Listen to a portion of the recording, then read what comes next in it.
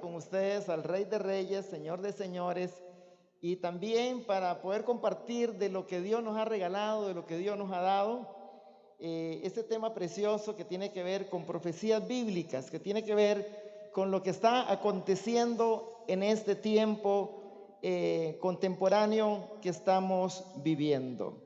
Así que es un gozo para mí que podamos estar acá para compartir con ustedes la bendita palabra de Dios. Así que primero que todo, antes de entrar en la enseñanza, quiero honrar al apóstol Jorge. Lo conocimos el año pasado a través del apóstol Jesús, y estuvimos acá en un congreso muy lindo que ustedes hicieron, y ahí conocimos al apóstol y realmente nos gozamos. Estamos muy agradecidos por la confianza y la oportunidad que el apóstol Jorge y el apóstol Celia y toda esta casa nos ha dado. Así que yo quiero unirme a esas palabras de la profeta Jenny. Ya me siento de la casa. Y yo quiero que ustedes también me vean como de la casa. Yo soy una persona que me gusta reírme mucho. Soy una persona que siempre me va a ver sonriendo, siempre voy a tener una sonrisa en mi boca. Y ese fue un don que Dios me dio. A veces estoy llorando y me estoy riendo. Yo creo que fue un don que Dios me dio. Él sabrá por qué me lo dio, pero creo que lo que estamos viviendo, hermanos, aparte del fundamento de la palabra, creo que siempre tenemos que tener una sonrisa en nuestra boca, siempre tenemos que tener el gozo de Dios. ¿Sabe por qué, hermanos? Porque el mundo allá afuera va hacia su destino. Un gobierno mundial dirigido por el anticristo, que ya fue un plan orquestado no en el 2020, donde apareció el coronavirus.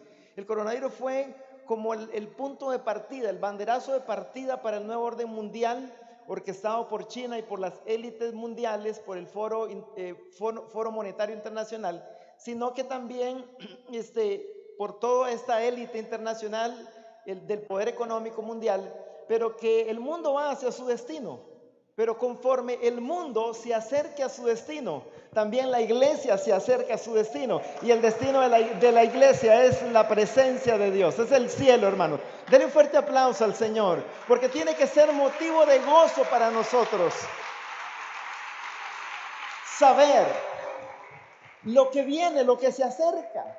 El mundo afuera está asustado y a veces ese temor, ese susto nos lo quieren pasar a nosotros. Y hoy por hoy nosotros tenemos muchos cristianos atemorizados, aterrorizados, encerrados.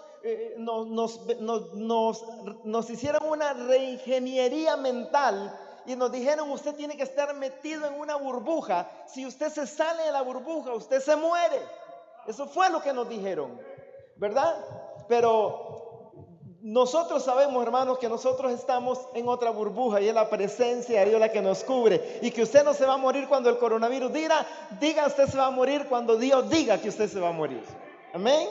Así que, mis amados de Dios, gracias, apóstol Jorge, por esa oportunidad tan linda de poder estar acá compartiendo con esa gente linda, maravillosa, con esa gente bella que es la familia de Dios. Así que, amados del Señor, vamos a estar entrando en un tema. Vamos a compartir dos temas en esta tarde. El primer tema que le titulé Señales del fin de la gracia. Señales del fin de la gracia. Y el segundo tema que vamos a ver después del receso tiene que ver con el sexto sello revelado. Sí, regálame agüita, por favor. El sexto sello revelado de Apocalipsis. Gracias. Así que quiero que entremos en materia. También me gusta adorar, hermanos. También somos adoradores. Y yo creo que hoy vamos a ver. Alguien que me abra esto, por favor. Vamos a ver. Gracias, hermano. A mí me gusta mucho la historia de Jesús en Caná de Galilea. ¿Qué pasó en la boda de gracias, amado? ¿Qué pasó en las bodas de Caná de Galilea? En las bodas de Caná de Galilea dice que la costumbre judía era dejar el mejor vino para el final. Perdón, servir el vino mejor al principio. Y dejaban el peor vino al final, porque cuando ya la gente tenía las orejitas calientes, ya no le importaba si era cacique, si era ron, si era lo que sea, ¿verdad? Todo lo que viniera para ellos era bueno. Y invitan a Jesús a las bodas de Caná de Galilea y resulta que ya se da toda la boda. Sabemos que las bodas judías duran 7 días, las fiestas. Por eso es que las bodas judías son una metáfora de las bodas del Cordero. Las bodas del Cordero van a durar 7 años, 7 días en el cielo. Por ahí voy a tocar una pinceladita de esos. Entonces, cuando se acabó el vino se acabó todavía y la fiesta no había acabado. Dice entonces la palabra que María, la madre de Jesús, se acercó a Jesús y le dijo: hijo, mira que se acabó el vino. Jesús, conociendo que no era el tiempo de su manifestación, le dijo: mujer, ¿qué tienes contra mí? Todavía no es mi tiempo de manifestarme al mundo. Sin embargo, Jesús en su soberanía accede y manda al maestresala que llenen unas tinajas con agua, y esas tinajas, cuando las sirven, se convierten en vino, y resulta que era el mejor vino. Y entonces todo el mundo sorprendido decía: pero al maestresala, ¿pero cómo serviste el vino, el mejor vino al final, si siempre el mejor vino se servía al principio? Y este es un principio espiritual donde en muchas experiencias del pueblo de Dios, siempre al final Dios tiene a veces, casi siempre o siempre, a veces ¿qué pasa? Que nosotros no lo tomamos, no le damos oportunidad al Espíritu Santo, pero siempre Dios nos tiene al final reservado el mejor vino. Así que ¿cuántos adoradores hay acá? Levante su manita derecha. ¿Cuántos adoradores hay acá? Ahora al final, hermanos, al final de todo, queremos adorar y entrar en esa presencia de Dios, que podamos disfrutar de esa presencia, de esa manifestación de la gloria de Dios. Hoy por hoy, hermanos, escuche esto, esto es una cuñita que quiero compartir antes de entrar en el tema. Hoy por hoy, la Biblia dice que conforme sobreabundó la maldad, sobreabundará la gracia de Dios. Y hoy cuando el pueblo de Dios se reúne para adorarle, hermano, crea que cosas sobrenaturales comienzan a suceder en medio de su pueblo. Así que prepare su espíritu, se lo digo con antelación, para que usted prepare su espíritu, para que ahora al final, hermano, usted venga. Yo no sé si va a haber oportunidad de venir al altar o no, pero o allí en su silla donde usted esté, hermano, que usted pueda adorarle a Él y llevarse una experiencia de la presencia sobrenatural de Dios. Ya usted tiene al Espíritu Santo dentro, pero a Dios también le place manifestar su presencia y derramar de su presencia sobre cada uno de nosotros, como lo experimentó la iglesia del Libro de los Hechos. La iglesia del Libro de los Hechos, muchas reuniones, no solamente en Pentecostés, fueron llenos del Espíritu Santo. En muchas reuniones que ellos se reunían, caía la presencia de Dios y eran llenos del Espíritu Santo.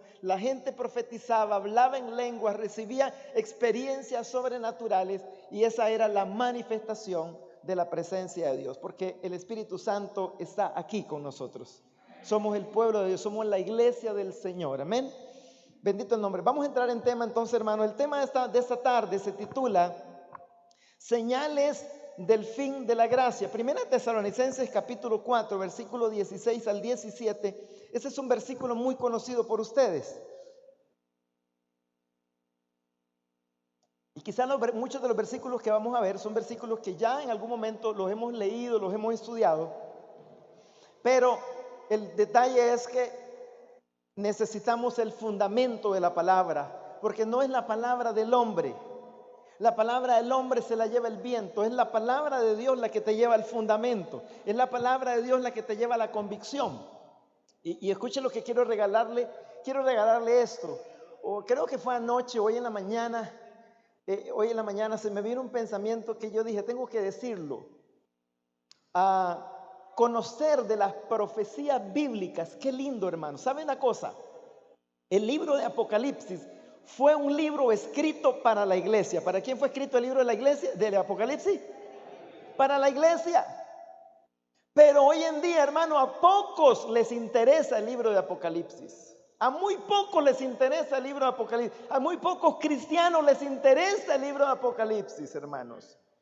¿Verdad? Entonces el libro de Apocalipsis fue escrito para la iglesia. Y hoy, hermano, el libro de Apocalipsis es el libro por antonomasia para conocer lo que estamos viviendo en la actualidad.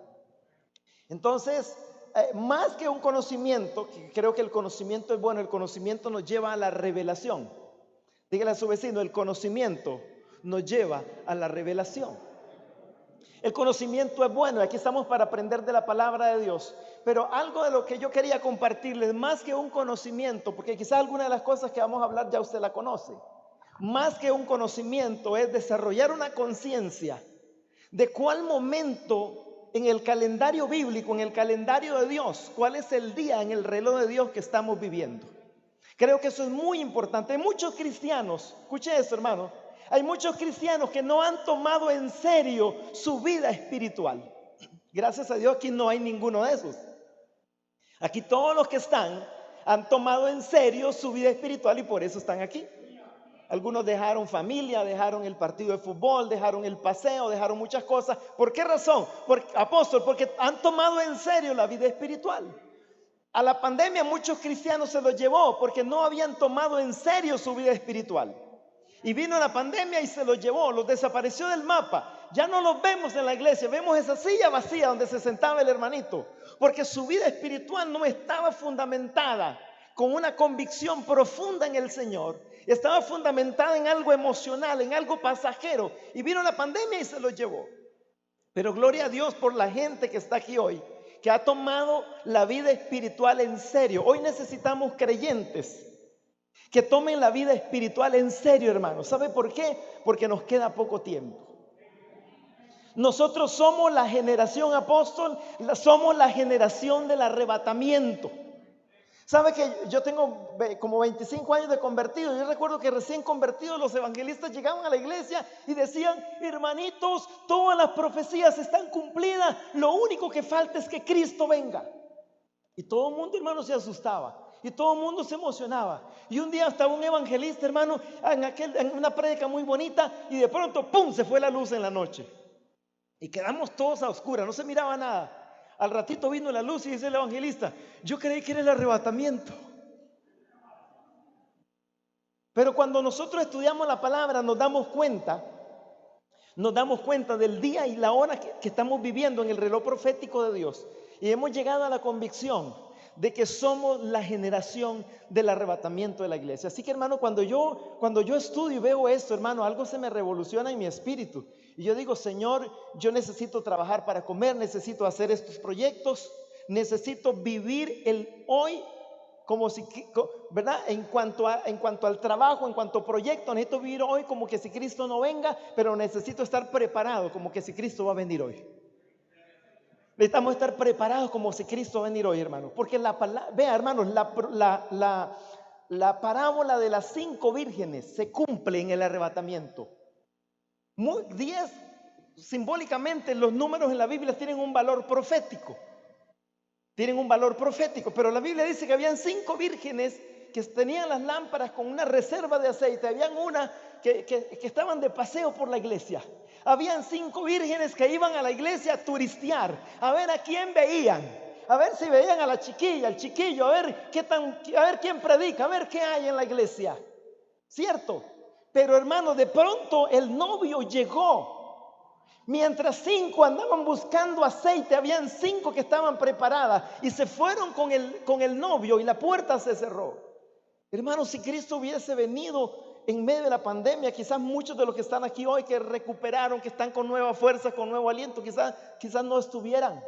Pero gloria a Dios por este remanente que está aquí hoy, hermano. Porque yo le voy a decir algo: Cristo va a venir por un remanente. Y la Biblia dice: hallará fe Dios en la tierra cuando regrese. Sí, hallará fe, porque lo va a encontrar a usted y a mí adorando y alabando el nombre del Señor. Dele un aplauso al Señor, hermanos, porque usted es ese remanente. Y tenemos que entender que somos la generación del arrebatamiento. No hay vuelta atrás, hermanos. Ya el mundo sabe para dónde va y nosotros, la iglesia, sabemos para dónde vamos. Vamos a entrar en el tema. 1 Corintios 4, 16 al 17. Apóstol Jorge, algunos predicadores tenemos un problema. Señor, yo creo que esta conferencia en 15 minutos ya la terminé. ¿Sabe qué, hermanos? Cuando a nosotros se nos calienta el corazón, se nos estira la lengua. Y ese es un problema. Muchos predicadores tenemos no es un problema, es una virtud.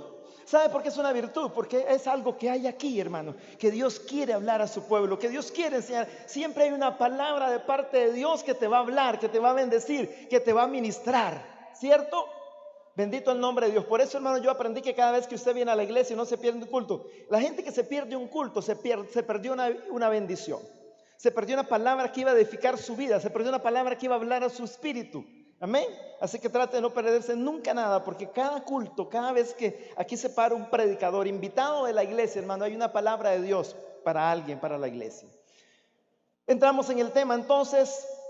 Primera de Tesalonicenses 4:16 dice: porque el Señor mismo, con voz de mando, con voz de arcángel y con trompeta de Dios, descenderá del cielo, y los muertos en Cristo resucitarán primero. Luego nosotros, los que vivimos, los que hayamos quedado, seremos arrebatados juntamente con ellos en las nubes para recibir al Señor en el aire, y así estaremos siempre con el Señor. Para comenzar, quiero darle dos conceptos importantes para entender el arrebatamiento, hermanos. Dos conceptos importantes. Algunos predicadores, algunos maestros, algunas líneas teológicas creen que el arrebatamiento va a ser concomitante con la segunda venida de Jesucristo del cielo a la tierra para reinar por 1000 años. Una cosa es el arrebatamiento. El arrebatamiento es un evento. Una cosa es el arrebatamiento. La iglesia es arrebatada y trasladada al cielo por 7 años. O por lo menos esa es la teología que maneja la mayoría de los teólogos maduros. La mayoría del consenso teológico es esa, porque hay varias líneas de pensamiento. Cuando usted se mete a escuchar sobre estos temas en la internet, usted encuentra escatólogos con diferentes posiciones teológicas acerca del arrebatamiento. Los que dicen que el arrebatamiento va a ser antes de la gran tribulación, que ese es el pensamiento que les voy a compartir hoy, y que la mayoría de los teólogos maduros, responsables, creen. Hay otros que creen que el arrebatamiento va a ser a la mitad de la gran tribulación, a la mitad del reinado del anticristo. Y hay otros que creen que la iglesia va a pasar la tribulación y que va a ser al final de los 7 años. La iglesia es arrebatada, se encuentra con Cristo en las nubes y baja inmediatamente, ni siquiera van a dar una vueltita al cielo, bajan inmediatamente a reinar con Cristo 1000 años. Esas son las tres posiciones teológicas que existen de pensamiento, pero que la enseñan por ahí en el internet. Nosotros creemos que el arrebatamiento va a ser antes de la gran tribulación, por una sencilla razón, y tenemos todo el estudio, en algún momento lo podemos compartir, por qué razón la iglesia no pasa la gran tribulación. Por una sencilla razón, la Biblia dice que Dios nos escogió a nosotros para alcanzar misericordia y no para juicio. Ya nosotros fuimos redimidos con la sangre del Cordero hace 2000 años. Ni usted ni yo tenemos por qué pasar la gran tribulación. La gran tribulación es para los moradores de la tierra, los que rechazaron el evangelio de Jesucristo, los que no se arrepintieron y no entregaron sus vidas al Cordero. Para ellos es la gran tribulación, porque la gran tribulación son los juicios de Dios sobre la humanidad impía, no sobre la iglesia. Dios no nos escogió a nosotros para juicio, nos escogió para alcanzar misericordia. Y hay toda una serie de fundamentos bíblicos para llegar a este convencimiento. Así que ese es todo otro tema, ¿verdad? Que lo vamos que en algún momento lo podemos compartir. Pero lo que los quería traer este versículo a colación. ¿Por qué razón? Porque incluso, apóstol Jorge, hoy en día en las redes sociales hay predicadores y maestros que ya están negando el arrebatamiento. Ya están negando. La iglesia pentecostal hace 10, 20 años, una de sus grandes retóricas, de sus prédicas de actualidad era el arrebatamiento. Y ya muchos teólogos, hermanos, están cambiando ese pensamiento y están engañando a muchos, haciéndole creer a la iglesia y a muchos creyentes en el mundo que el arrebatamiento es una utopía, que el arrebatamiento es falso, que es mentira. Ahora, Apocalipsis es un libro tan extraordinario, hermano, que usted tiene que tener la mente de Cristo. Usted tiene que ser una persona espiritual para poderla entender, porque el libro de Apocalipsis está lleno de tantas imágenes que una persona natural lo lee y dice, ese es un libro de ciencia ficción. O el que escribió ese libro estaba loco al ver todas las figuras que encontramos en el libro de Apocalipsis. El libro de Apocalipsis fue escrito para gente espiritual. Fue escrito para la gente que tiene la mente de Cristo, hermanos. Amén. Muy bien, entonces con este versículo hay varias cositas. Voy a leerlo rápidamente para enseñarles lo siguiente. Dice que el Señor mismo, hablando de Cristo, aquí este versículo está hablando del arrebatamiento de la iglesia, no está hablando de su segunda venida. Dice, porque el Señor mismo con voz de mando, con voz de arcángel, con trompeta de Dios, descenderá del cielo, porque Cristo viene a encontrar a la iglesia en los cielos. Él no baja a la tierra. Por eso es que muchos teólogos se confunden y dicen, no, pero es que ahí dice que Cristo va a venir. No. El arrebatamiento, Cristo viene a las nubes, Cristo viene al segundo cielo, que es donde se encuentra con la iglesia. Y dice que el Señor mismo con voz de mando, con voz de arcángel, con trompeta de Dios, descenderá del cielo y los muertos en Cristo resucitarán primero. ¿Quiénes van a resucitar primero? Los muertos en Cristo. De paso le voy a meter una cuñita acá. Me gusta esto de que dice que los muertos en Cristo resucitarán primero. La Biblia es clara cuando dice apóstol, los muertos en Cristo. Ahora, escúchelo, póngame atención con esto que voy a decir para que no se escandalice. Ya hubo una resurrección. Cuando Cristo muere, dice que Cristo baja a las profundidades de la tierra, donde estaba el seno de Abraham, donde el primer mártir que llegó a ese lugar fue Abel. El seno de Abraham es un paraíso inferior, porque recuerden que el paraíso que estaba en el huerto del Edén fue quitado de ese lugar, fue trasladado a otro lugar y no se sabe dónde está. Entonces Dios hizo en el centro de la tierra un paraíso inferior.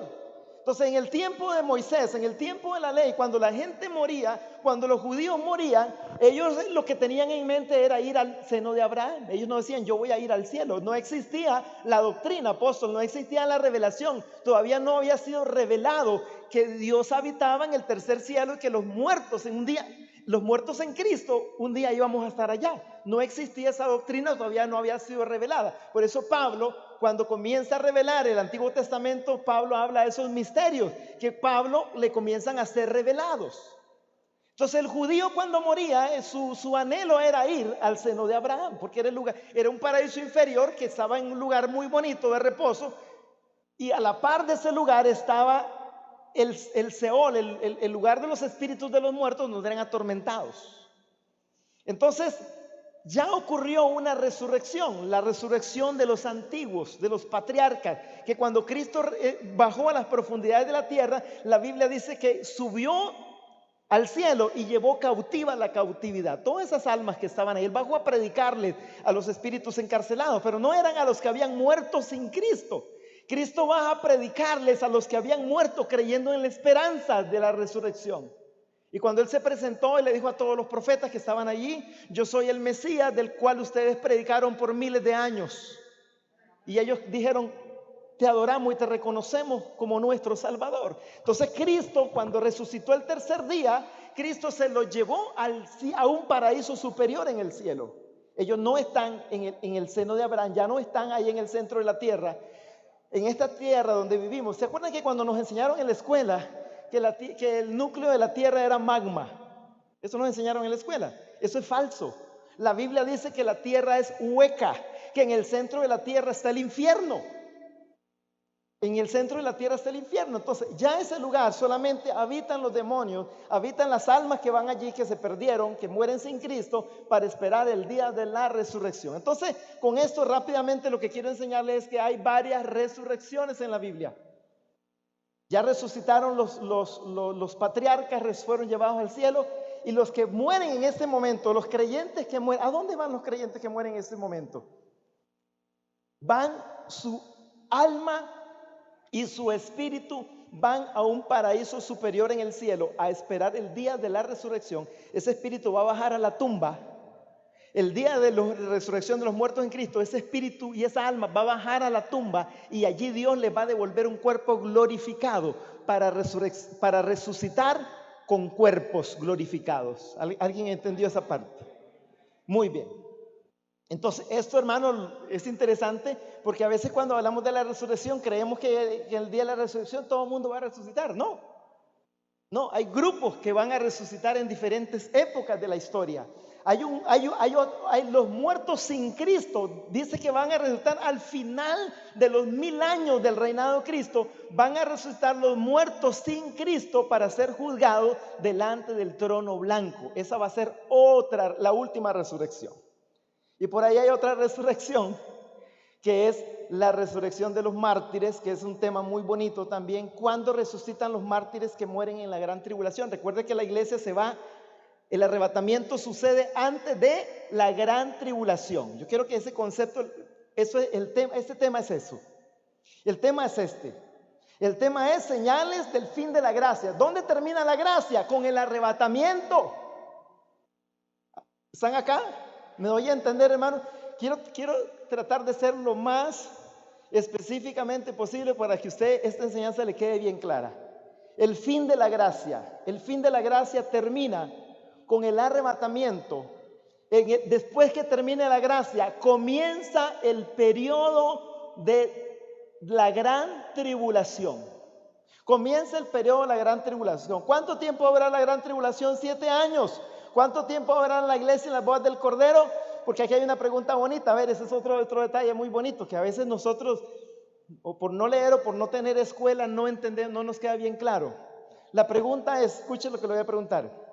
¿Cuántos de los que están aquí van a vivir en el cielo por una eternidad? No me levante la mano, solamente analizo. ¿Cuántos van a vivir en el cielo por una eternidad? Y muchos cristianos le dicen, yo voy a vivir en el cielo por una eternidad porque soy cristiano. No, al cielo vamos 7 años y nos regresamos acá a reinar con Cristo 1000 años. Y al final de los 1000 años la Biblia dice que Dios va a crear un cielo nuevo y una tierra nueva, y nosotros, los creyentes, los redimidos, vamos a vivir en ese planeta nuevo como vivió Adán y Eva en el huerto del Edén. Entonces los creyentes no vamos a vivir una eternidad en el cielo. Vamos a ir 7 años de paseo al cielo, pero regresamos a reinar con Cristo 1000 años. Y después de esos 1000 años, la Biblia dice que Dios va a hacer cielos nuevos y tierra nueva, donde usted y yo vamos a vivir por una eternidad. Ahí sí vamos a vivir por una eternidad. Qué interesante, hermano. Entonces, no creamos que como ya somos salvos, yo me voy para el cielo a vivir una eternidad, a las calles de oro, ¿verdad? Como cantábamos los coritos antes. No, al cielo solamente vamos a ir 7 años y regresamos a este planeta.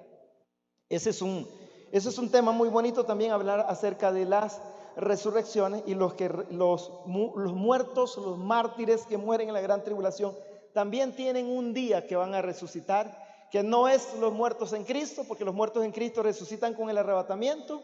Después del arrebatamiento queda un grupo, quedan muchos creyentes y muchos creyentes judíos que van a ser asesinados por el anticristo en el tiempo de la gran tribulación, porque están los mártires de la iglesia y están los mártires de la gran tribulación. Hay 2 tipos de mártires: los que están muriendo en ese momento por predicar el evangelio. Yo no sé si alguien ha visto algún video en YouTube, en Facebook, de allá de los hermanos en África, en muchos países comunistas, musulmanes, donde son asesinados del día de hoy por ser cristianos. Esos son los mártires de la iglesia. Los mártires de la iglesia tienen un lugar especial debajo del altar del incienso en el cielo. Y los mártires de la iglesia resucitan junto con nosotros en el arrebatamiento. Pero después que el arrebatamiento se va, el anticristo va a perseguir a mucho pueblo, a los judíos que se conviertan. Porque en el tiempo de la gran tribulación es la conversión de Israel. En ese tiempo muchos judíos se van a convertir, el anticristo los va a perseguir, va a matar a muchos de ellos. Y ellos, ¿cuándo resucitan? Los mártires de la gran tribulación, ¿cuándo resucitan? Muy interesante ese tema, muy bonito. Bueno, se lo voy a adelantar para que no se quede con la duda, pero hay que recibir el estudio para que usted diga, sí, me parece convincente. Los mártires en el tiempo de la gran tribulación, recuerden que nos dijeron, el anticristo le va a volar la cabeza a un montón de gente. Es más, por ahí hay teólogos, por ahí hay predicadores en internet que le dicen a muchos creyentes: oiga, aquí le tengo un plan, los 10 pasos que usted tiene que seguir si se queda en la gran tribulación para que sea salvo. De por allá hay algunos predicadores que le están enseñando a muchos creyentes que dicen: no, usted como es un tibio, no se va a ir en el arrebatamiento, se va a quedar. Entonces aquí le voy a tener un plan B para que cuando el anticristo lo persiga, le mínimo ponga el cuello ahí para que salve el pellejo, ¿verdad? Bueno, hermano, yo le voy a decir algo: no se juegue el chance. Porque si hoy que estamos bajo la gracia, usted no tiene la convicción para servir a Cristo, para seguir a Cristo, menos la va a tener en tiempo de persecución. ¿Aló? ¿Alguien está acá? Si el cristiano de hoy no tiene la convicción suficiente para resistir a la tentación, a la carne, a la pandemia, todo lo que estamos viviendo, que esto es un juego, hermanos, lo que estamos viviendo, menos en el tiempo de la persecución del anticristo, y que no lo van a dejar comprar ni vender si no tiene el sello de la bestia, etcétera, etcétera. Va a ser torturado, perseguido y todo lo demás. Menos que en ese tiempo la gente va a tener la convicción para decir: no, anticristo, hágame lo que le dé la gana, pero usted no me va a poner la marca. Entonces no se juegue el chance, hermanos, porque por eso es que quiero en esta tarde, en el tiempo que estamos, que usted tenga claro las señales en el reloj profético que estamos viviendo, que realmente el arrebatamiento hoy está más cerca que nunca. Hoy está más cerca que nunca. Y entonces el arrebatamiento, lo quiero con este versículo decirle, hermano, nos tiene que quedar claro que el arrebatamiento sigue siendo una doctrina bíblica. Si alguien le dice que el arrebatamiento no existe, hermano, no lo crea. El arrebatamiento es una doctrina bíblica, es la esperanza de la iglesia de ser arrebatada en ese tiempo que estamos viviendo, antes de que el anticristo comience a reinar. Ahora, yo le voy a decir algo que le puede parecer un poco a veces difícil de digerir. Yo creo que la iglesia va a ver la manifestación del anticristo, no así su gobierno. Hay varios rabinos en Israel, rabinos de renombre, que ya han publicado en una revista en Jerusalén, han hecho publicaciones y han dicho: ya hemos tenido reuniones secretas con el Mesías. Porque ustedes saben que el pueblo de Israel está esperando en este momento al Mesías, pero no al Mesías que nosotros estamos esperando. El Mesías que nosotros estamos esperando lo crucificaron hace 2000 años. Pero el Mesías que el pueblo de Israel está esperando es el anticristo, el antimesías, porque ellos cuando Jesús vino no lo reconocieron como su Mesías, sino que lo mataron. Y entonces, ¿cuál Mesías esperan los judíos en este momento? El que les venga a traer el tratado de paz con los musulmanes, el que venga a buscar soluciones al mundo. Ve, hermanos, hay un tema, por aquí traigo el punto.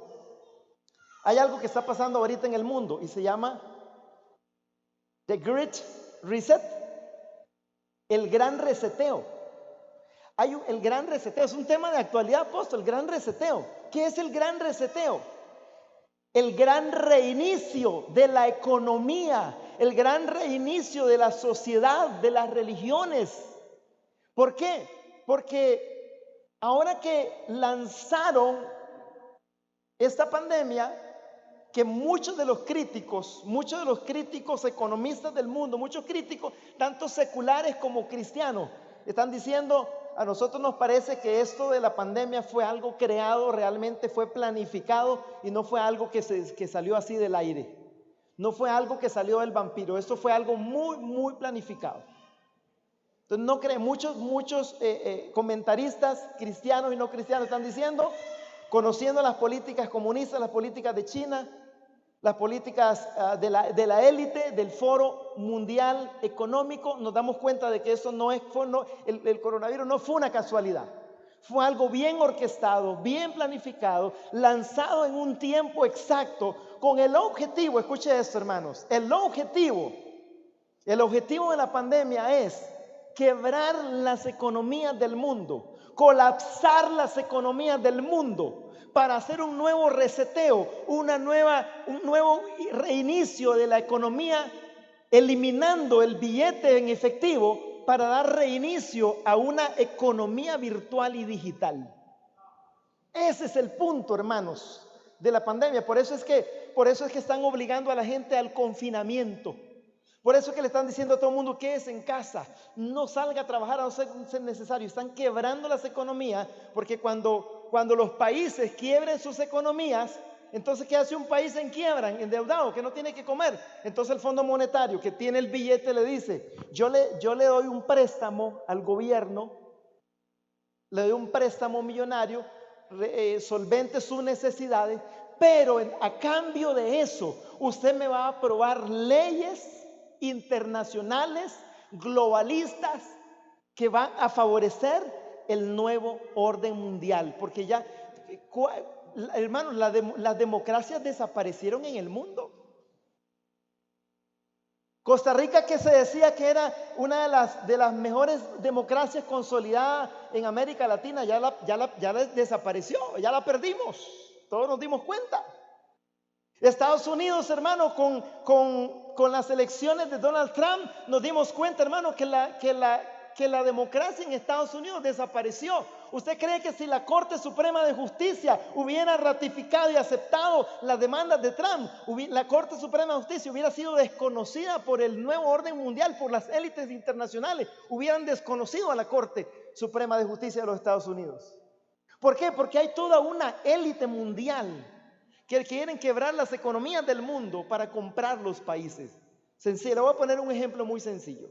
El gobierno de nosotros dice, las instituciones del país están en quiebra, entonces hay que venderla, hay que vender el ICE, vender la caja, porque están en quiebra. Pero no es que quieren salvar esas instituciones, no es que quieren venderlas, no es que quieren venderlas para salvar al mundo. Lo que quieren es que detrás de unos élites por ahí, hay unos cuantos que dicen, nosotros queremos comprarla porque sabemos que esa institución deja plata. Eso es lo que quieren. Y entonces el gobierno dice, no hay presupuesto para eso, le quitamos tantos millones a la educación, le quitamos tantos millones a la salud, y entonces la caja dice, estoy en quiebra, hay que venderla porque estamos en quiebra. Entonces hay algunos, perdonen que use esta expresión, por ahí hay algunos tagarotes que dicen, no, nosotros tenemos el billete, la compramos, pero lo que quieren es hacer plata porque saben que esa institución, esa quiebra es ficticia, la están inventando para venderla y comprarla a ellos. Así de sencillo, hermano. Así es como funciona la economía nacional y así es como funciona la economía mundial. Entonces hay toda una élite, hay todo un foro económico internacional que está detrás de todo esto que está ocurriendo a nivel mundial con la pandemia, quebrando las economías del mundo para comprar los países e instaurar en esas naciones las leyes internacionales a favor de la ideología de género, a favor del aborto, porque eso es lo que va a gobernar el mundo. Hay una reingeniería social, hay una reingeniería económica, hay una reingeniería política. ¿Sabe, hermano? Detrás de la élite política hay una élite económica que es la que verdaderamente gobierna el mundo. Hay una élite económica que es la que verdaderamente gobierna el mundo. Los presidentes, los que hoy están en posiciones políticas, solamente son títeres de una élite que está detrás de ellos para gobernar el mundo. Que escuché yo hace unos meses atrás a alguien del gobierno de nosotros. Es que nosotros tenemos algunos compromisos internacionales que necesitamos cumplir. Necesitamos cumplir unos compromisos internacionales. ¿Cuál es el compromiso internacional? La élite internacional, el lobby internacional le dice a algunos del gobierno, les doy tantos millones, pero me aprueban esta ley antes de que ustedes salgan del gobierno. Entonces hay compromisos internacionales. ¿Cuál es el compromiso internacional? Ok, les presto tantos millones, el Fondo Monetario Internacional le quiere prestar a Costa Rica porque nosotros somos buena gente o porque ellos son buena gente. No, nos quieren comprar las naciones del mundo. Pero entonces el Fondo Monetario le dice, tome, les presto tantos millones, pero me tienen que aprobar esta ley, la ley de igualdad, los benditos derechos humanos que ellos le llaman, que no es más que son políticas internacionales globalistas, donde ya, hermano, la democracia desapareció. Nos enseñaron en la escuela que, hermano, había que votar porque era democracia, y que la democracia venía de la palabra del griego que era démosle el poder al pueblo. El pueblo ya no tiene poder. A usted ahora nos obligan a andar con esto, nos obligan a comprar, vender lo que ellos quieren, nos obligan a ir a donde ellos quieren. Ya tenemos cientos de restricciones y eso le llaman, hermanos, la nueva normalidad. Eso significa nueva normalidad, el gran reseteo, el nuevo orden mundial. Al final es lo mismo. es control mundial. Él es el establecimiento de un gobierno mundial que ya está a punto, hermanos, de ser ratificado por las grandes élites internacionales. Muy bien, continuamos porque ese es un tema muy interesante. Ese es un tema muy interesante. Ese es el tema de actualidad. Usted se mete ahí, hermano. El gran reseteo ya lo están estudiando los grandes economistas sin ser cristianos. Ya lo están estudiando los teólogos, los escatólogos, los están estudiando porque nos dimos cuenta que de pronto, hermanos, viene, escuche esto, hermano, viene el gran reseteo post-COVID. ¿Cuál es el gran reseteo post-COVID? El nuevo orden mundial. El nuevo orden mundial, hermanos, lo tenemos ya está en acción, ya está operando. Esto que inició el año pasado con la pandemia era un plan orquestado. Bill Gates en el 2015 ya había dicho que iba a venir un virus que iba a trastornar la humanidad. Ya lo sabían, la grande élite del mundo ya lo saben, ya lo sabían. Ya lo sabían, hermano, ya todo estaba planificado. Soltaron el bichillo, trajeron todo el efecto, se dieron cuenta que a través de esto podían controlar el mundo, porque es fácil, hermano, la salud es muy sensible. Con la salud manipulan a la gente. Uy, póngase el cubrebocas porque si no se muere. Uy, sí es cierto, entonces todo el cubrebocas. No visito a mi abuela, no visito a mi abuelo. Nos manipularon con eso, hermanos. Y las grandes élites internacionales se dieron cuenta qué vulnerables éramos nosotros, cómo nos podían controlar y manipular, cómo nos podían confinar, y lo lograron. Entonces yo no sé si ustedes han visto un anuncio en internet. Alguien llega a un supermercado, hay una persona con una pistolita, rayos infrarrojos, le toma la temperatura y entonces hay un filón de gente. En cambio hay otro supermercado donde la gente entra y nada más hace así, pip, pase adelante, pip, pase adelante. Que nos están haciendo una reingeniería mental, diciendo, no, usted tiene que ponerse el chip, porque cuando se ponga el chip su vida va a ser más fácil, su vida va a tener todo resuelto. Ya no tiene que hacer grandes filas, nada más presente el chip y pase para adelante y téngalo todo. Hay toda ya una reingeniería social y mental que nos están preparando. Muy bien, seguimos con el tema, hermanos. Con el tema. Entonces les decía que unos creen que será antes de la gran tribulación, otros a mediados y otros a finales de la gran tribulación. ¿Este evento será un evento secreto o será un evento que tiene señales previas? Una pregunta, póngame atención. ¿El arrebatamiento será un evento secreto o será un evento que tiene señales? ¿Qué creen ustedes? No me contesten ahí para no perder el hilo. ¿El arrebatamiento será secreto o habrán señales? Porque, hermanos, ¿cómo tenemos que aprender a interpretar la palabra de Dios? La Biblia dice por ahí, dice en un versículo que por ahí lo traigo, dice que la venida del Señor será como ladrón en la noche. Y hasta un corito había, como ladrón en la noche. Yo no sé cuántos pentecostales, porque ya ahora usted es más que un pentecostal. Usted es gente de reino, usted es gente profética, usted es gente que anda en otro nivel. Usted ya pasó de nivel, hermanos, amén. Pero tenemos raíces pentecostales. Amén. Ahí está, ahí tenemos un pentecostal. El pentecostal es carismático, le gusta gritar, le gusta aplaudir. Démosle un aplauso al Señor, amén. Los pentecostales somos carismáticos y eso es bueno porque somos libres, ¿cierto? Y entonces hasta cantábamos un corito, apóstol, como ladrón en la noche, como ladrón, así será la venida del Hijo del Hombre. Y entonces todo el mundo dice, uy, hermano, en cualquier momento de la venida del Hijo del Hombre, y va a venir como ladrón en la noche y usted no se va a dar cuenta a qué hora, así que mejor esté preparado. Eso es cierto, pero hay señales bíblicas para conocer los tiempos. Entonces, muchas veces cuando leemos ese versículo nos vamos a un pensamiento extremo de decir, no, el arrebatamiento va a ser secreto, nadie se va a dar cuenta cuándo va a ser. No, hermanos, sí nos vamos a dar cuenta, los cristianos nos vamos a dar cuenta. ¿Sabe para quién va a venir Cristo como ladrón en la noche? El arrebatamiento va a ser como ladrón en la noche para el incrédulo, para el que anda en la discoteca, para el que anda en el estadio. Y no es que ir al estadio de vez en cuando sea pecado, pero si un creyente sabía que hoy había seminario y se fue para el estadio, está en problemas. Lo que quiero enseñarle con esto es, hermano, de que para el mundo va a ser como ladrón en la noche, no para la iglesia, porque las 5 vírgenes que tenían aceite estaban preparadas esperando y escuchaban que ahí venía el novio, escuchaban, discernían el tiempo, discernían las atmósferas. Hoy la iglesia tiene que discernir las atmósferas del día que estamos viviendo. Y aquellas 5 vírgenes estaban desprevenidas, esas no conocían la atmósfera. Entonces, para el mundo, Cristo va a venir por eso es que la iglesia tiene en este tiempo que despertar, apóstol. Tenemos que despertar la conciencia de evangelizar al mundo. Tenemos que hacer seminarios de evangelismo y salir a las calles con de nuevo, perder el miedo a evangelizar y salir a ganar alma, salir a hablarle a la gente de Cristo. ¿Sabe, hermano? Si se convierten, hay 2 personas que son responsables, Dios y ellos, no usted. Nuestra responsabilidad es predicarle, decirle: vea, Cristo le ama, Cristo murió por usted en la cruz del Calvario. La Biblia dice que por cuanto todos pecaron están destituidos de la gloria de Dios, pero Cristo vino para pagar el precio por sus pecados. Ese es el trabajo de la iglesia. Este tiempo, hermanos, es un tema un punto que traigo por acá.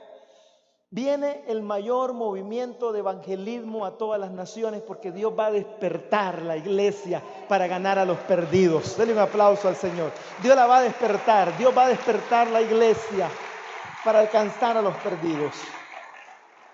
Entonces, ¿será un evento secreto o tendrá un evento señal? En Mateo 24, 43 al 44. Quiero que vayamos a Mateo 24. Y vamos a utilizar algunos versículos bíblicos. No soy de muchos versículos bíblicos cuando predico, pero cuando enseñamos tenemos que usar varios versículos bíblicos porque necesitamos poner el fundamento de la palabra, hermanos. Mateo 24, 43 al 44. 24, 43.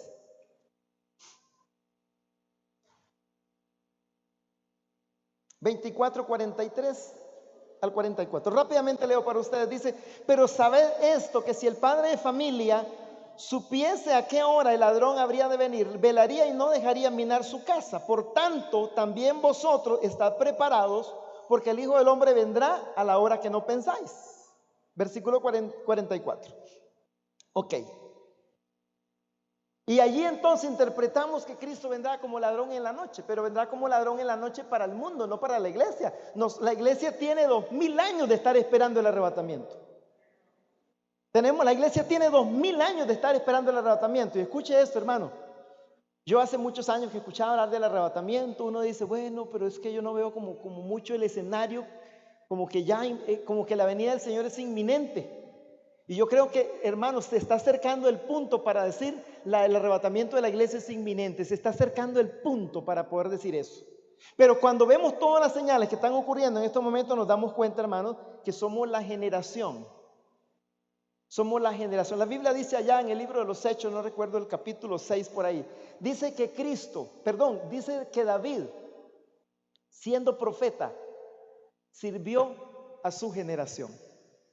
Cuando yo leí eso, hermano, yo dije: wow, qué lindo. Hermano, la iglesia está llamada, nosotros somos la generación del arrebatamiento. Yo en la iglesia voy a iniciar un entrenamiento que le hemos llamado generación profética. Enseñarle a la gente a fluir proféticamente, a enseñarle a la gente a fluir en lo sobrenatural, enseñarle a la gente a hacer evangelismo profético, porque es el tiempo de evangelizar, es el tiempo de ganar almas para Cristo. Y dice que que la Biblia dice que David sirvió a su generación. Hermanos, nosotros, la iglesia de Cristo, hoy somos llamados a servirle a esta generación. La iglesia es la única que tiene la voz profética. La iglesia es la única portadora de la verdad. La iglesia es la única que tiene el mensaje de la reconciliación. Porque la Biblia dice que a nosotros Dios nos dio el mensaje de la reconciliación. El mensaje de la reconciliación no la tienen las religiones del mundo. Las religiones del mundo solo buscan adeptos a su religión. Nosotros los cristianos no buscamos adeptos a nuestra religión, buscamos almas que se salven. Entonces la iglesia es la única que tiene el mensaje de la reconciliación. Entonces somos llamados a servir a esta generación. Hay un dicho por ahí que dice que el que no sirve, no sirve, ¿verdad? Porque hay cristianos que ustedes, por más que usted los motive a servir, nunca quieren servir. Entonces hay un pensamiento que dice: el que no sirve, no sirve. Pero aprendimos que el que no sirve, hay que enseñarle a servir. Amén. Dígale a su vecino: el que no sirve, hay que enseñarle a servir. Porque para eso nos llamó Dios, para servirle a los demás, para servir en la iglesia, para servirle a esta generación que ellos andan allá por la calle perdidos sin Cristo, y que nosotros tenemos el mensaje de la reconciliación. Muy bien. Algunas señales, decadencia moral, Mateo 24:37, aquí lo tenemos, no nos vayamos muy largo. Mateo, algunas señales, voy a hablar rápidamente de algunas señales. De entre estas señales tenemos Mateo 24:37. 24:37 dice: mas como los días de Noé, así será la venida del Hijo del Hombre. Como los días de Noé. Al 42, porque como en los días antes del diluvio, ¿qué estaban haciendo? Estaban comiendo, bebiéndose, casándose y dándose en casamiento hasta el día en que Noé entró en el arca. Y no entendieron hasta que vino el diluvio y se los llevó a todos. Así será también la venida del Hijo del Hombre. Así será también en el arrebatamiento. Hay algo importante en el capítulo 24 de Mateo. Hay algo importante. Yo le voy a regalar este tips. Cuando usted lee Mateo capítulo 24, usted va a encontrar algunas profecías o algunos pasajes proféticos. Unos se refieren a la segunda venida de Cristo físicamente a la tierra y otros pasajes se refieren al arrebatamiento. Entonces, cada vez que usted lea esos pasajes están entrelazados. Por eso es que mucha gente se confunde y dice: no, pero es que aquí está hablando de la segunda venida, aquí está hablando del arrebatamiento. Hay gente que se confunde cuando lee todo el capítulo como una sola historia. En ese capítulo hay varias historias narradas. En ese capítulo se está narrando la historia del arrebatamiento, pero también se está narrando la historia de la segunda venida de Cristo. Entonces, cuando usted lee un pasaje, usted tiene que saber entender la palabra y saber si ese pasaje se está refiriendo a su segunda venida física a la tierra o se está refiriendo al arrebatamiento. Entonces ahí hay dos pensamientos mezclados y de pronto un pensamiento se cruza con el otro. Entonces necesitamos entender la palabra. Por eso hay un versículo bíblico que dice: y el que lea, entienda. Qué bonito, hermanos. Hay un versículo que así lo dice. Y el que lea, entienda, porque hay que entender la palabra de Dios. Yo tengo una frase, hermanos, en la clínica de cuidados paliativos, en las clínicas de cuidados paliativos, de las clínicas del dolor de la Caja o cualquier otra clínica del dolor, hermanos, hay un papelito que tiene 5 manzanas, pequeñitas, más grande, hasta la más grandota. Entonces, cuando el médico o la enfermera está entrevistando al paciente que llega a la clínica del dolor, ¿verdad? Que son pacientes con algunas enfermedades terminales o crónicas que les ponen unos combos para el dolor. Entonces, cuando el paciente llega, la enfermera le enseña aquella boletita con las manzanitas al paciente y le dice una cosa: dígame de esa manzanita, de la más pequeña a la más grande, ¿cómo siente su dolor? Señáleme con un dedo cómo siente su dolor. Entonces la persona dice: la más pequeñita es casi no tengo dolor, la más grande es que tengo mucho dolor, y la de en medio es que tengo un dolor moderado. Entonces la gente dice: no, mi dolor está como la manzanita chiquitilla. Ay, no, mira que mucho dolor, yo traigo mucho dolor, yo creo que yo soy como la manzana más grande. Entonces yo a veces les digo a mis líderes: hermano, a veces yo tengo que enseñarles con manzanitas para que puedan entender lo que yo les quiero pedir. Y así es, hermanos, y gloria a Dios, porque a veces Dios dice en la Biblia que Dios ha puesto maestros como uno de los 5 ministerios en la Biblia, ¿verdad? Puso apóstoles, profetas, evangelistas, pastores y maestros a fin de edificar al cuerpo de Cristo, prepararlo para la obra del ministerio. Entonces los maestros son necesarios, porque a veces hay versículos que es cierto, cuesta entenderlos un poquito, ¿verdad? Y a veces necesitamos que un maestro diestro en la palabra o con un poco más de revelación que la nuestra nos diga: sí, qué bueno que me explicó eso, porque yo no lo tenía muy claro, no lo entendía o estaba un poquito confundido. ¿A alguien le ha pasado eso? ¿Verdad?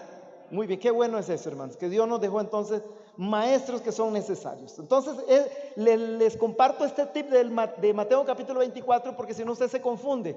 Si usted lee Mateo 24 como una sola historia, usted no entiende qué es del arrebatamiento y qué es de la segunda venida de Cristo. Dice aquí entonces, hermano, una de las señales es la decadencia moral. Lo estamos viendo hoy. Ya hace muchos años, hermanos, los que estaban escondidos en el closet era como algo muy secreto. Ahora no, ahora se sienten orgullosamente de estar fuera del closet.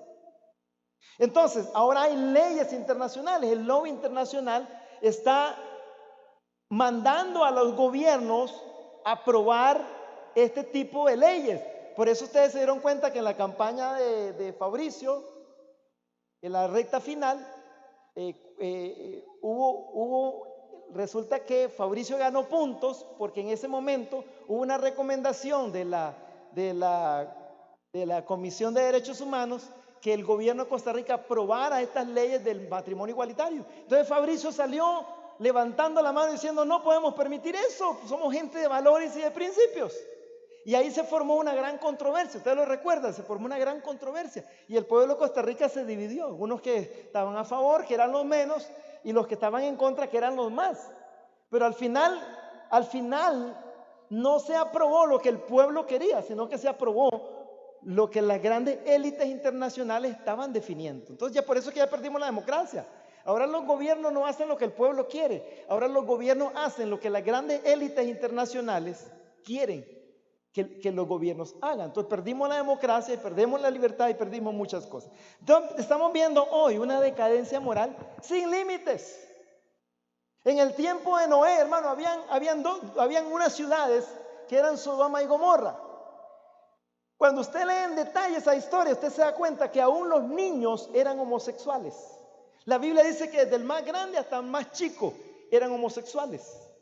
Y cuando nosotros nos damos cuenta de eso, hermanos, nos damos cuenta de que el gobierno pasado comenzó y aprobó una ley que la educación homosexual era obligatoria en las escuelas. ¿Y se acuerdan aquel problema que hubo? Los maestros se volvieron en contra, muchos maestros. Allá en San Carlos fue noticia, porque hubieron, la que es vicealcaldesa hoy, promovió tanto eso en contra de esta ideología, que muchos padres de familia cerraron escuelas y llegaron antimotines, y fue una noticia a nivel de país. ¿Por qué, hermano? Porque se aprobaron leyes donde la homosexualidad, la enseñanza de la homosexualidad en la escuela es obligatoria. ¿Por qué? ¿Cómo se llama eso? Reingeniería social. A un adulto que ya tiene su identidad definida, difícilmente la van a cambiar, pero a un niño lo van a confundir. Si el maestro le dice a un niño que el homosexualismo es normal, el niño lo cree, hermano, porque el niño todo se lo cree. Yo creo que los niños, después de los padres, la segunda imagen de autoridad que los niños ven es el maestro de la escuela. Entonces todo lo que el maestro de la escuela les diga, para ellos es una verdad. Para ellos es una verdad. Entonces las grandes élites saben esto, hermanos. Y entonces ya no solamente están a favor del matrimonio igualitario, sino que nos impusieron leyes para homosexualizar nuestra sociedad, nuestra niñez, en todo el mundo. Están sodomizando el mundo. Ya no solamente que quieren que solo Sodoma y Gomorra sean sodomizados, sino quieren que el mundo entero sea sodomizado. Y hay una única razón, ¿saben por qué? Porque la Biblia dice que el anticristo no hará caso del amor de las mujeres. Esa es una señal de que el anticristo va a ser un homosexual. Por eso es que todo este movimiento, el movimiento LGTBI, la ideología de género, comenzaron a poner diputados homosexuales, comenzaron a poner ministros homosexuales, y este gobierno ha sido el acabose. Ha sido el acabose, ¿verdad? ¿Por qué? Porque ellos saben que estando en una posición de gobierno pueden poner leyes, nos van a imponer leyes al resto de la sociedad. Muy bien, entonces estamos viendo hoy más que nunca una decadencia moral. Ahora las mujeres hacen fiesta en un país donde se aprueba el aborto, porque no planifican. ¿No quieren tener hijos? ¿Por qué no planifican? No, es que no, ese no es el punto de ellas. El punto de ellas es matar. El punto de ellas es abortar. El punto de ellas es ofrecer sacrificio a Moloch.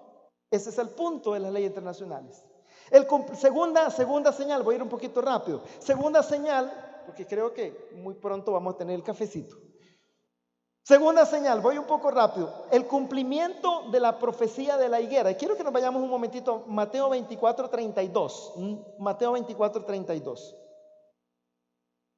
Mateo 24:32. Mira que estamos un poquito ahí en el mismo capítulo. Dice que una de las señales proféticas de los últimos tiempos, una de las señales antes del arrebatamiento, va a ser que la higuera va a reverdecer. Tengo todo un tema que habla de la higuera, la profecía de la higuera. Solamente voy a mencionarlo como una señal, pero hay todo un estudio acerca de la higuera que en otra oportunidad lo podemos compartir. Pero quiero mencionar esto porque esto es importante y nada más voy a mencionar lo más básico. El cumplimiento de la profecía de la higuera. Mateo 24, 32 al 35 dice, de la higuera aprended, dijo Jesús. ¿Qué significa? Que la higuera para nosotros es una enseñanza. Es una enseñanza del tiempo que estamos viviendo. Y esta es una de las grandes profecías que a mí me encanta. Es uno de los temas que me gusta porque es un tema de actualidad. Es un tema contemporáneo, un tema que lo estamos viviendo nosotros en nuestros días. Dice, de la higuera aprended la parábola, cuando ya su rama está tierna y brotan las hojas, sabéis que el verano está cerca. Así también vosotros, cuando veáis todas estas cosas, conoced que está cerca a las puertas. Vamos a ver hasta el versículo 35. De cierto os digo que no pasará esta generación hasta que todo esto acontezca. El cielo y la tierra pasarán, pero mis palabras no pasarán. Muy bien. Rápidamente, porque tengo todo el estudio, pero solamente quiero mencionar lo siguiente. Voy a irme aquí para ayudarme con esto. La higuera en la Biblia es símbolo de Israel. No todas las veces que la Biblia habla de la higuera simboliza a Israel, pero hay base bíblica donde hay una simbología bíblica. La Biblia tiene simbología. Entonces, parte de la simbología bíblica es que Israel, Dios la comparó con la higuera. Entonces, la higuera fue dispersa, la nación de Israel fue dispersa en el año 70 después de Cristo y comenzó a reverdecer en 1948. Ok, vamos a usar este punto histórico.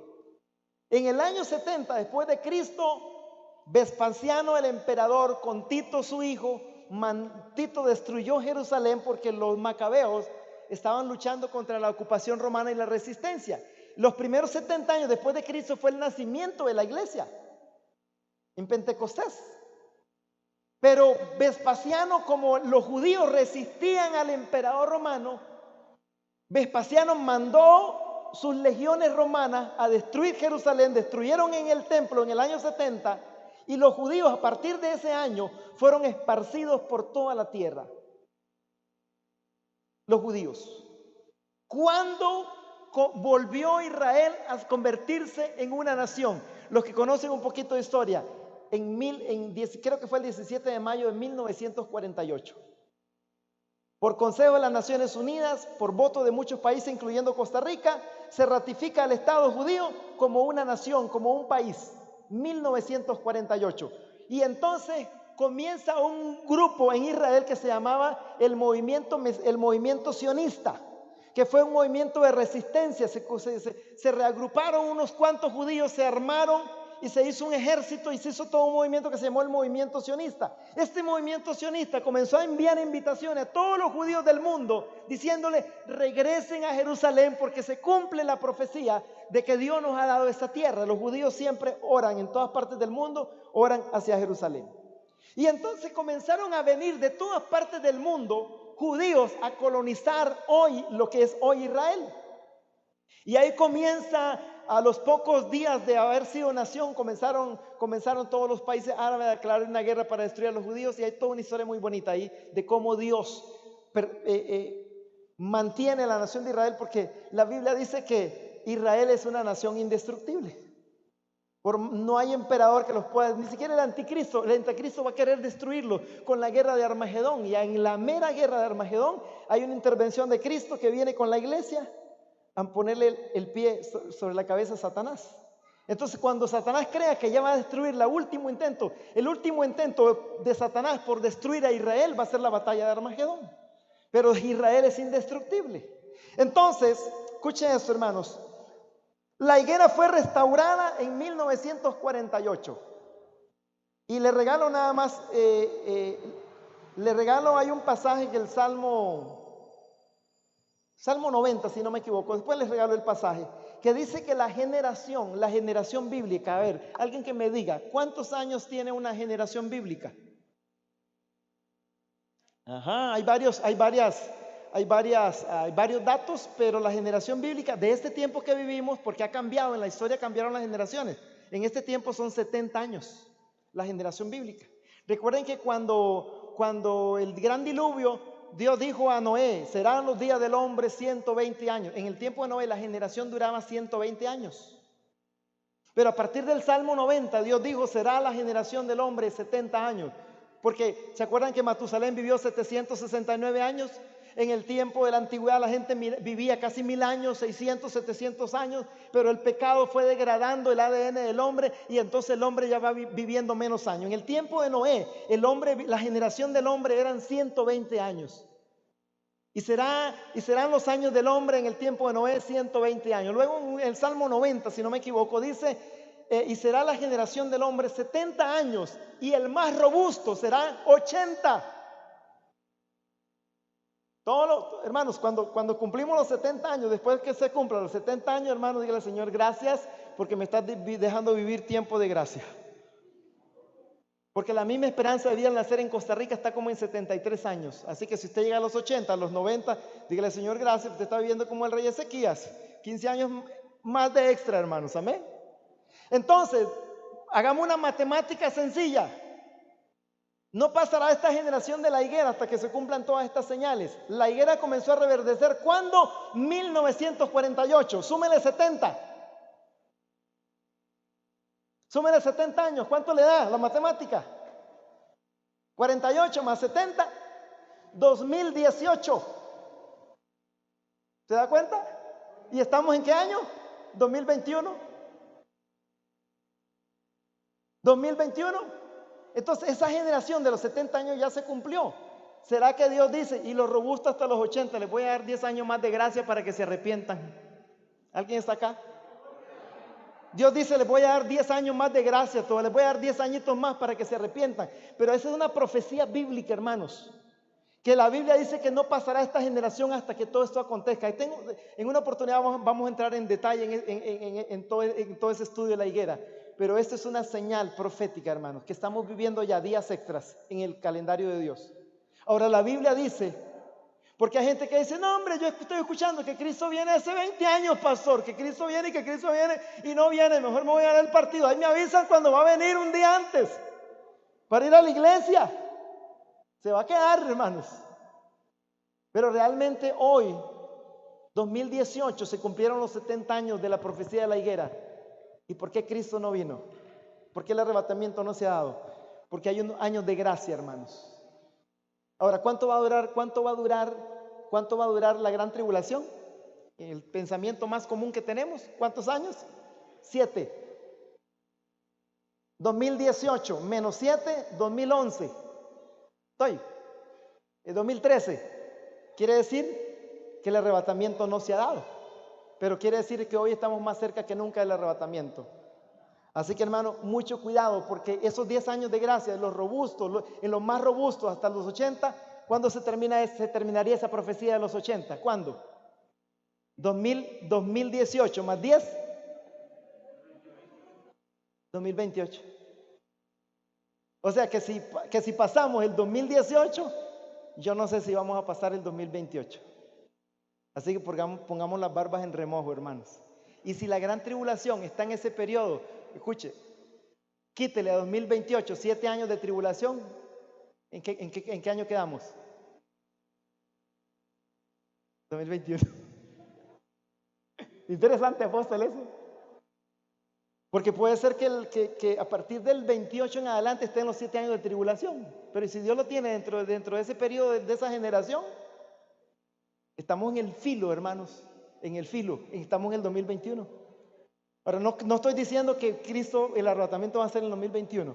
Lo que estoy diciendo es que necesitamos estar preparados, porque las señales proféticas están a la vuelta de la esquina, están muy claras, hermanos. Y no nos quedan mucho tiempo, no nos quedan muchos años para estar en este planeta. Dale un aplauso al Señor.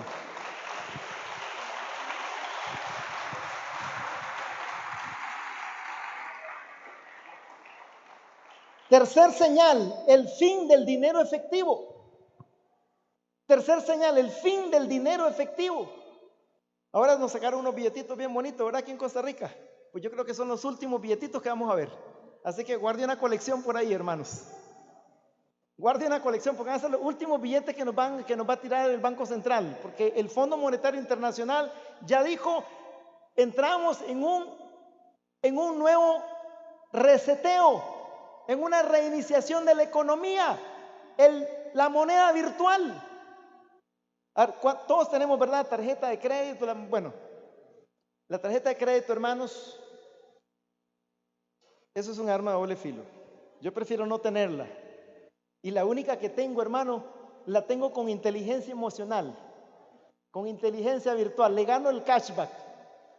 Voy a comprar el diario, compro el diario, tome, pague con la tarjeta de crédito, pero de una vez páguese el total de lo que pagué en la tarjeta y me gano el cashback. Entonces a los 3 meses me llevo la licuadora gratis. Es la única forma como usted puede manejar la tarjeta de crédito.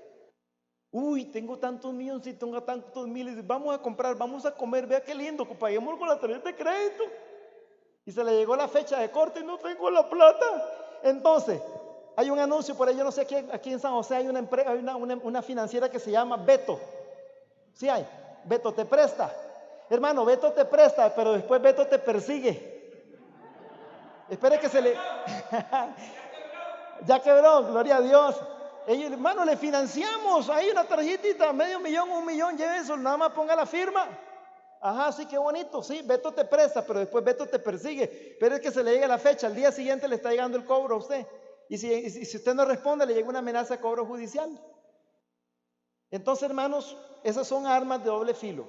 Pero todos tenemos la tarjeta de débito porque llegó la economía y dijeron los patronos, ocupamos que usted tenga una tarjeta de débito para depositarle, porque ya no le vamos a depositar en cheque ni en billete en efectivo, ahora le depositamos electrónicamente. Entonces el gobierno dice, ahora le mete un impuesto a eso, ahora ya sabemos que este gobierno le mete impuesto a todo. Entonces la moneda electrónica en un futuro, hermano, ya no va a haber efectivo, ya no va a haber billete, no va a haber moneda. La moneda electrónica, hermano, entonces el fin del dinero efectivo ya en el Foro Económico Mundial, el Fondo Monetario Internacional, las Naciones Unidas, la Organización Mundial de Comercio, ya acordaron que para el 2030 se elimina la moneda física. Para el 2030 todas las naciones de la tierra tienen que tener la moneda virtual. Ya China lo propuso. Ahora en el coronavirus, la pandemia, hermano, sacó a la luz todas las estrategias mercadotecnias que ellos tienen. Ellos dijeron, no, es que el billete contamina. Uy, sí, mejor. Entonces si quitemos el billete, porque la gente cae en esa trampa. Quitemos el billete, moneda electrónica. En el Foro Económico Mundial, hermano, ya ellos planificaron el nuevo reseteo económico, porque ellos dicen, quebramos las economías del mundo, demostramos que el sistema económico actual no sirve para nada y necesitamos reinventarnos y reiniciar una nueva economía. Eso es el The Great Reset, el gran reseteo económico, porque hay un reseteo social, hay un reseteo político. El anticristo necesita resetearnos a todos. Resetear la economía, resetear la salud, resetear la política, resetear la sociedad para poder gobernar las masas. Para poder gobernar las masas. Entonces, hermano, el dinero efectivo va a desaparecer.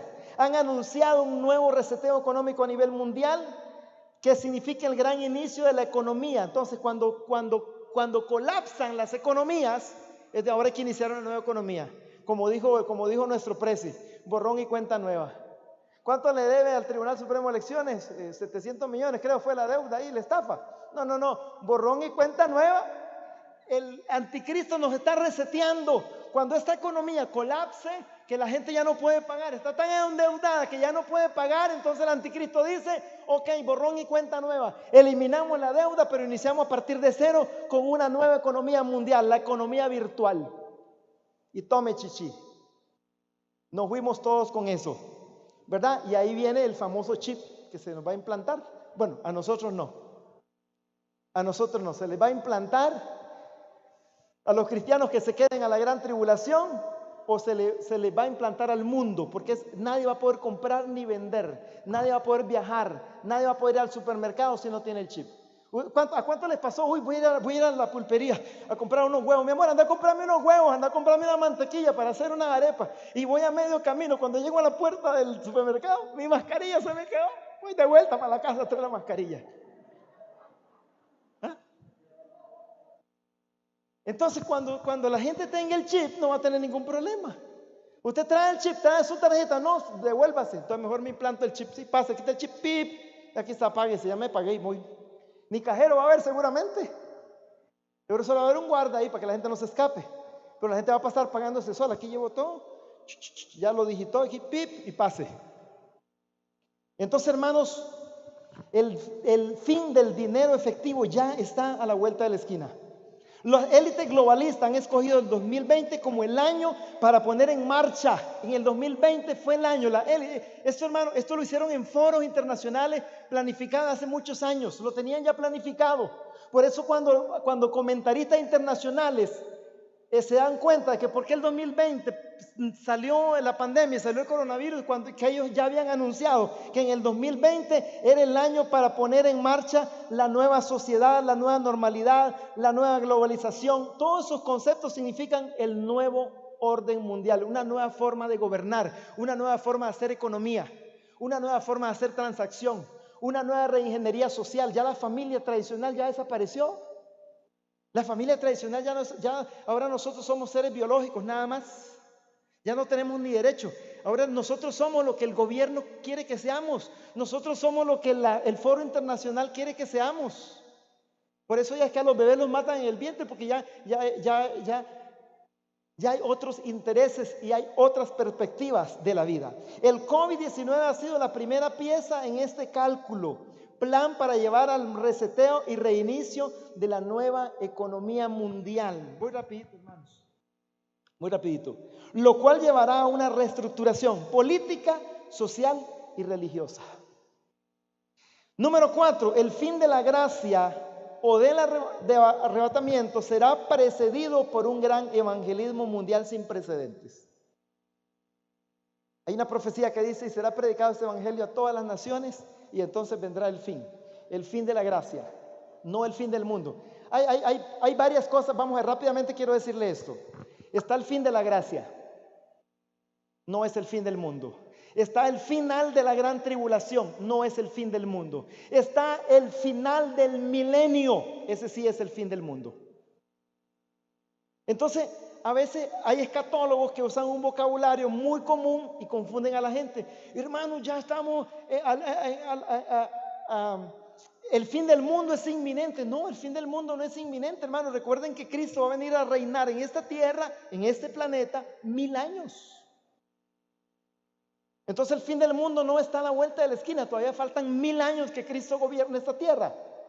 A 1000 años le sumamos 7 años de la gran tribulación. Ahí tenemos 1007 años que todavía no han iniciado. Entonces el fin del mundo todavía no es. Pareciera, pero no es. Y ahorita estamos camino hacia ¿dónde? Hacia el fin de la gracia. ¿En dónde termina la gracia? Con el arrebatamiento. ¿Qué pasa al final de la gracia con el arrebatamiento? Comienza la gran tribulación, periodo de 7 años. La mayoría de los teólogos creen esta posición. Les expliqué antes, hay muchas posiciones. Entonces, escuche esto, hermanos. En la gematría bíblica, quiero tocar este punto que me pareció muy bonito, muy interesante. En la gematría bíblica estamos en el año 5781. ¿Cuántos han escuchado hablar un poquito de esto? De que estamos en el año 5781. El año pasado, en el calendario bíblico. Recuerden que nosotros estamos en el calendario, ¿cómo se llama el calendario que estamos? Gregoriano, inventado por un papa, por el Papa Gregorio. ¿Por qué estamos en el calendario gregoriano? Porque el calendario gregoriano es el calendario del dios Sol, el dios de Tamuz, el dios de Baal. Es un calendario babilónico. El calendario católico es un calendario babilónico. Todas las festividades que ellos tienen en ese calendario, cuando celebran Semana Santa, cuando celebran Navidad, son fiestas de un origen pagano.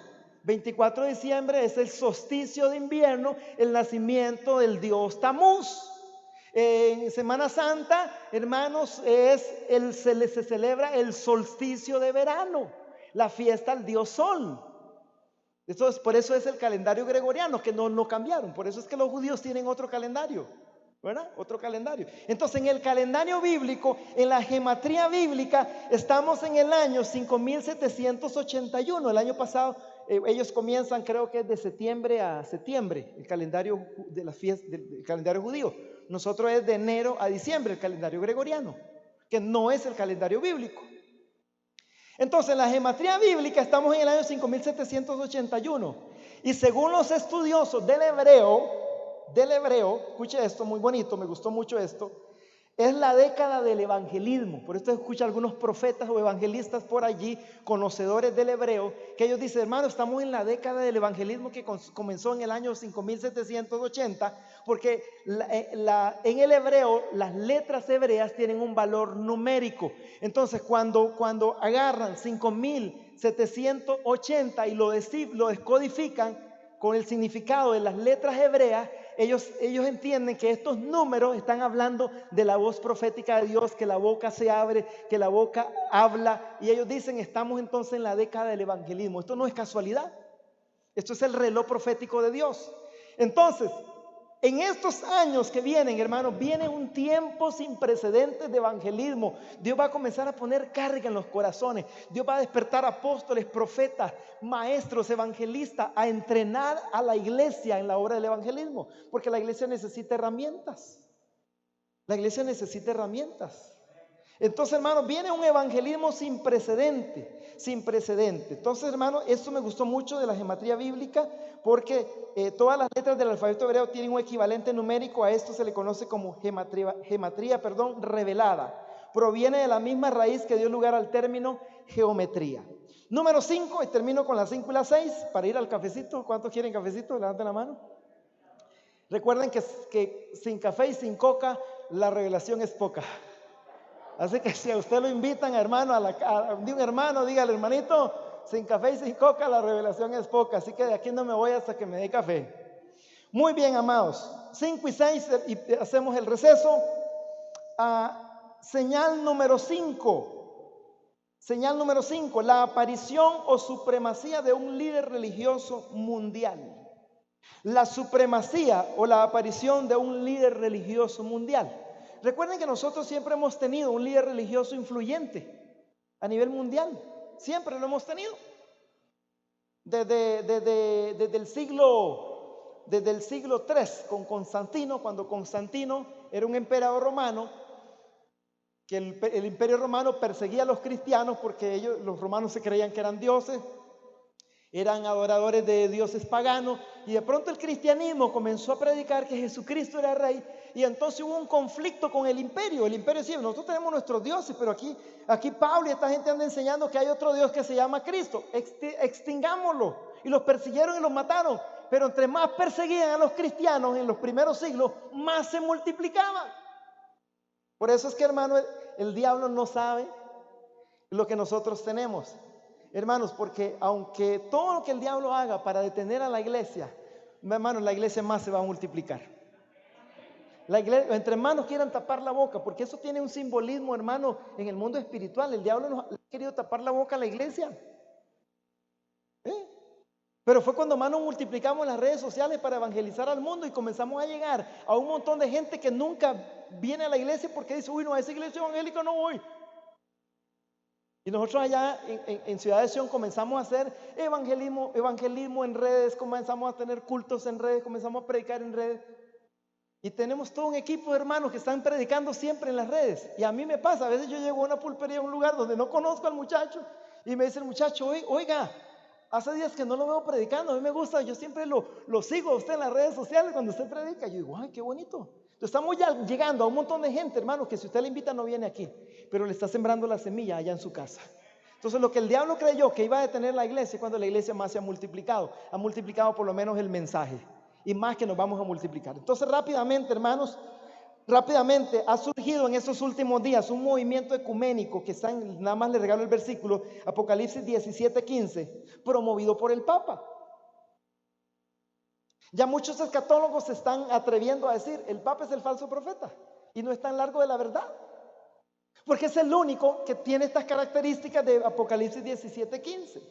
Es el único líder mundial religioso que tiene estas características que habla la Biblia de la gran ramera. Cuando uno entra en detalle a desmenuzar poquito a poco todo el perfil y las características, uno se da cuenta quién es la gran ramera, uno se da cuenta quién es el gran falso profeta religioso. Y entonces, hermano, este Papa está uniendo a budistas, musulmanes, judíos.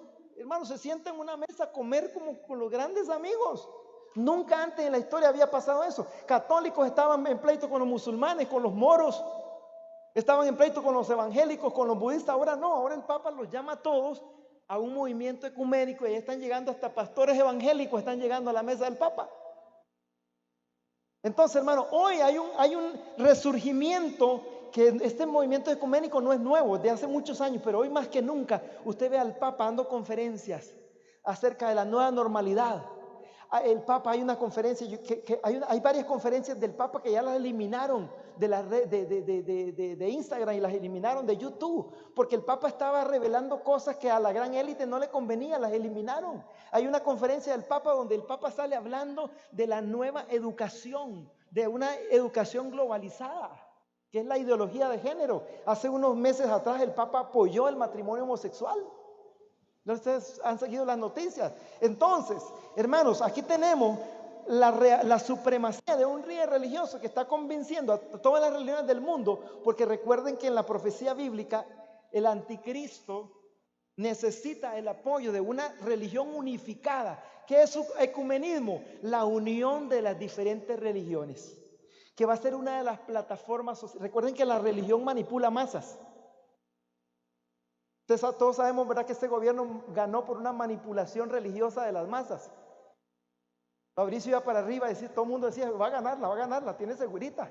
Y de pronto el diablo muy inteligente dice, no, pero es que el líder de Fabricio dijo que la negrita es un demonio. Entonces todos los católicos, no, con la negrita no se meta, con mi mamá no se meta. Y entonces ahora que no le doy el voto a Fabricio, y le quitaron el voto a Fabricio, pero Fabricio hizo una marcha unos meses antes que llenó 1 millón de gente en la avenida central. De católicos, 1 millón de católicos le decían a Fabricio, Fabri, estamos contigo por tus valores y principios. Pero de pronto la estrategia del diablo, le tiró la piedra y le sacó esta estratagema, y entonces la gente dice, no, con mi mamá no se metan, ahora es que no le doy el voto. Y entonces se voltearon contra Fabricio. Porque el mundo, el anticristo sabe, esta nueva élite sabe, hermano, que podemos manipular las mentes a través de la religión. Y mucho de estos movimientos, este movimiento ecuménico le va a apoyar a este anticristo. Entonces lo dejo allí, hermanos, para que entendamos que hoy, cuando usted ve las noticias, hay un resurgimiento de este movimiento ecuménico como nunca antes. El Papa está haciendo muchas reuniones con líderes religiosos del mundo y maneja un discurso hacia la globalización. Solo póngale detalles a las palabras que él habla. Satanás sabe que controlando la religión y la economía controlará la política. El Papa es uno de los principales promotores actuales de un gobierno mundial. El Papa convencerá a las religiones del mundo de la necesidad de un nuevo orden mundial. Lo último, la apostasía. Hay muchas señales más, pero termino con esta. La apostasía. 1 Timoteo 4:1 y 1 Juan capítulo 2. Me gusta mucho esta. Vamos a leer rápidamente 1 Timoteo 4:1 y ya, con eso termino nada más. 1 Timoteo 4:1. Bendito el nombre de Dios. ¿Cuántos les pueden dar un aplauso al Señor, hermanos? Amén, démosle un aplauso al Señor. Ya nos vamos a ir a tomar café. Gloria a Dios.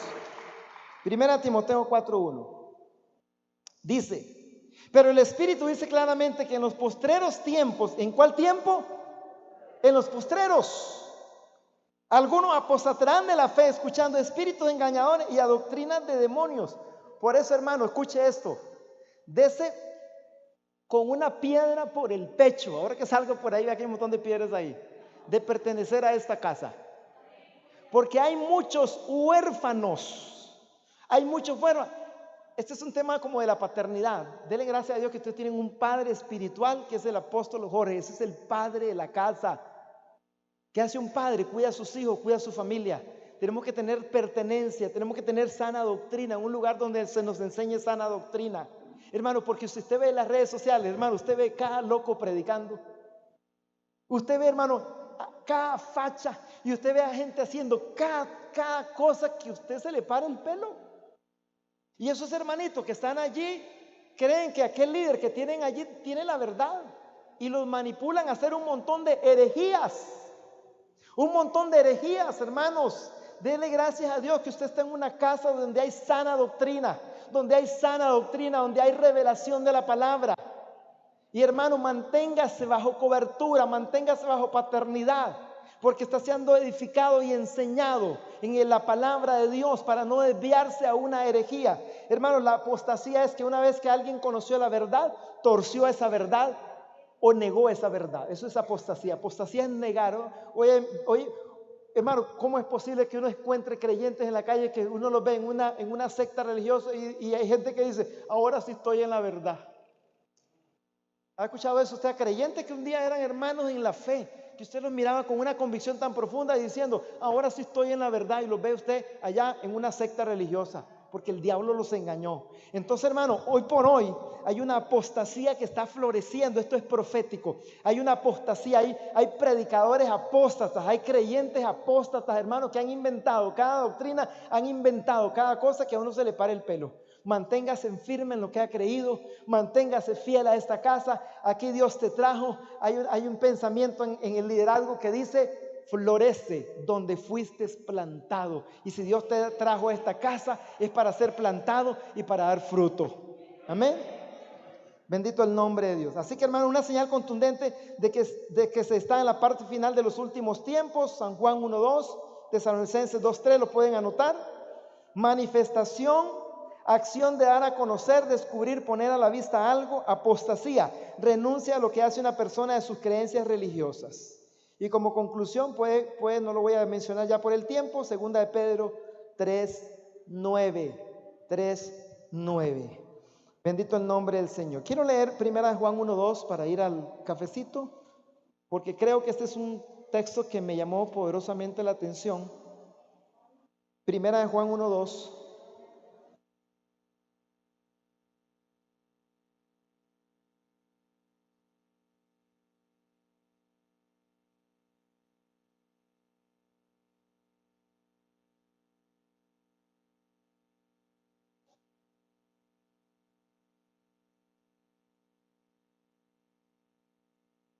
Uno 18, perdón, 1:18. Hijitos, ya es el último tiempo, y según vosotros oísteis que el anticristo viene, así ahora han surgido muchos anticristos, por eso conocemos que es el último tiempo. ¿Qué estamos viviendo? Dígale al vecino, el último tiempo, porque han surgido muchos anticristos en la historia de la humanidad. Pero hoy más que nunca nos estamos dando cuenta que hay una plataforma que está preparando el escenario político, religioso y económico para entronar a un hombre que es el antimesías, que es el anticristo, que ya no son los anticristos que han surgido en el mundo, como muchos emperadores o con muchos falsos profetas que han dicho que ellos son el Cristo. No, hoy en día está a las puertas un hombre.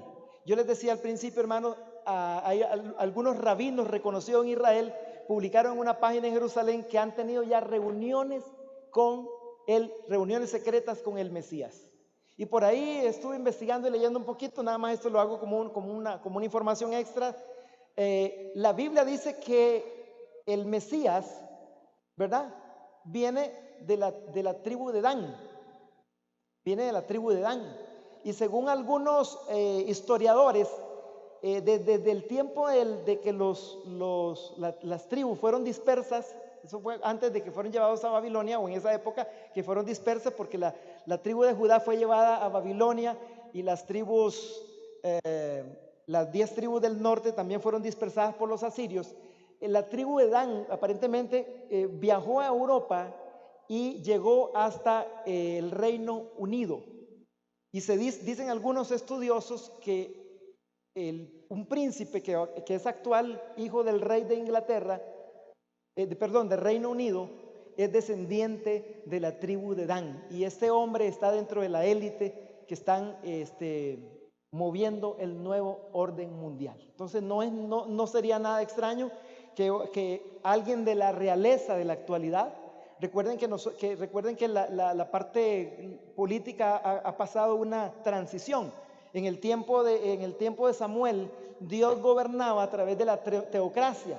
Luego comenzaron las monarquías. Luego, después de las monarquías, se instauraron, después del Imperio Romano, las famosas democracias y algunos países comunistas totalitaristas. Pero hoy por hoy hay un nuevo modelo, un nuevo modelo de gobernanza mundial, que va a ser el nuevo orden mundial. Entonces dice que este príncipe del Reino Unido es descendiente de la tribu de Dan y que puede ser, no lo digo yo, que puede ser un candidato para el anticristo o el antimesías que están esperando los judíos. Así que, mis estimados hermanos, hasta aquí llegamos con este punto. Un honor. Creo que los dejo con el apóstol Jorge para continuar con el programa y seguimos acá aprendiendo de la palabra de Dios. Apóstol Jorge.